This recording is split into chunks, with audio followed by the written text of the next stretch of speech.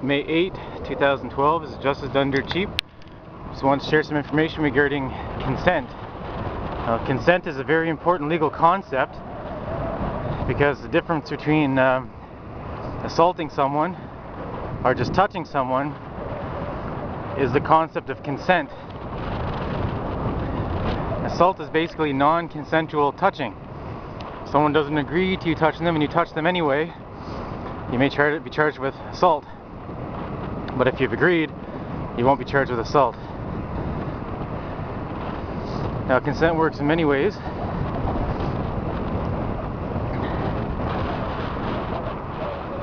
And one of the ways it works in is our consent to be governed. There's an assumption in law that everyone agrees with the laws because we consent with them. Now that changes when you state you do not consent to a specific law. Now what's interesting is that the Criminal Code of Canada is a federal statute. Basically they say that everyone in Canada is subject to the Criminal Code of Canada because each area of Canada voted in a representative who went to Parliament and voted one way or the other for the laws that govern the federal workings of Canada.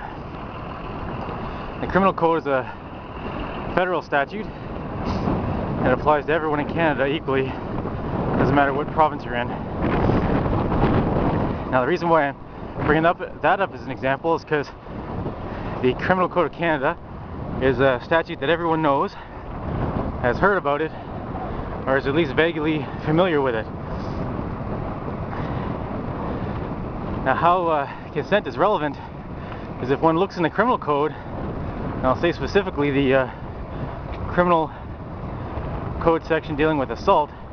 If you look at the language, it says assault is a non-consensual touching of one person to another. So without consent it's assault, but with consent it's not assault.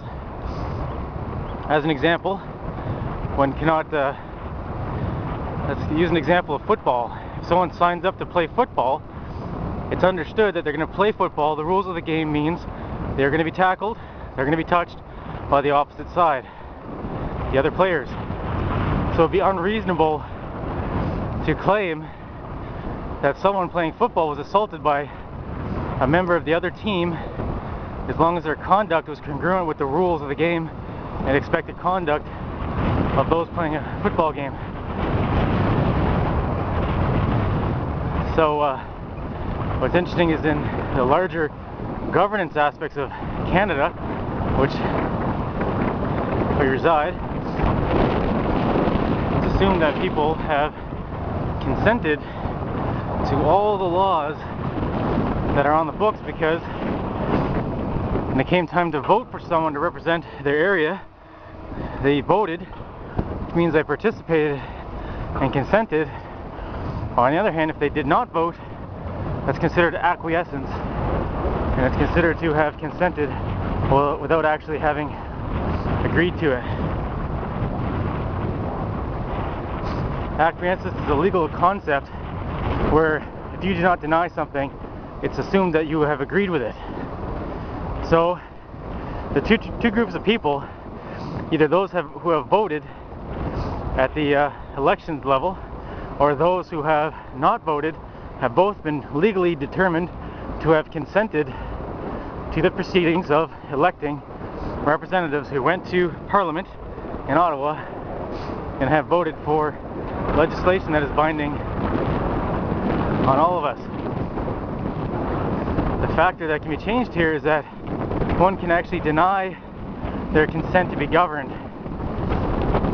One can actually make a written claim. It's a very simple claim. I claim that I do not consent to be governed, and I demand proof of claim that you have authority over me otherwise, by something other than my consent or assumed consent to be governed. Simple as that. One can actually divest themselves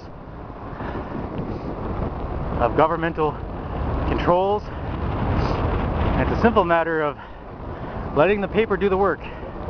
The appropriate forms and paperwork, one can divest themselves of obligations and assumed contractual obligations with the government of Canada.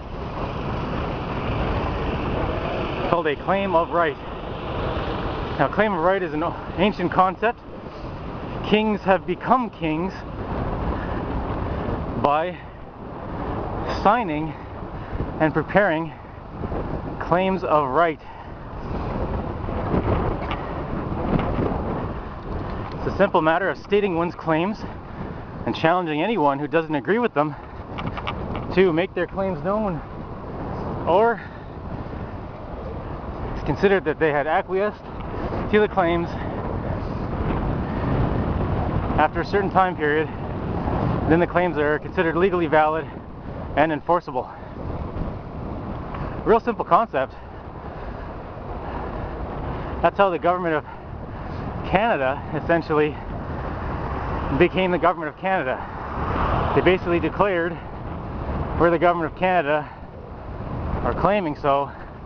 If someone wants to refute that or debate it, you have a certain amount of time to do it. If you don't, it's considered law, and Canada became Canada as it is today. Now, it's a bit more complicated than that, but that's the simple version of it. It's a version for people to consider. It's not important to see the little nuances to understand the important aspects of the concept of consent to be governed.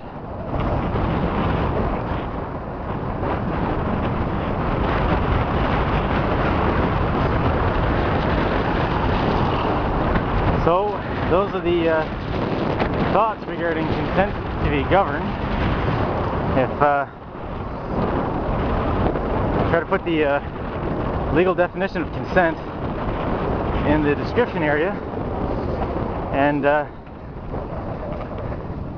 see what you think of consent, how it applies.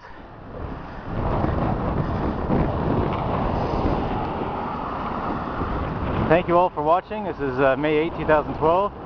Justice Done Dirt Cheap, just sharing some thoughts on the legal concept of consent.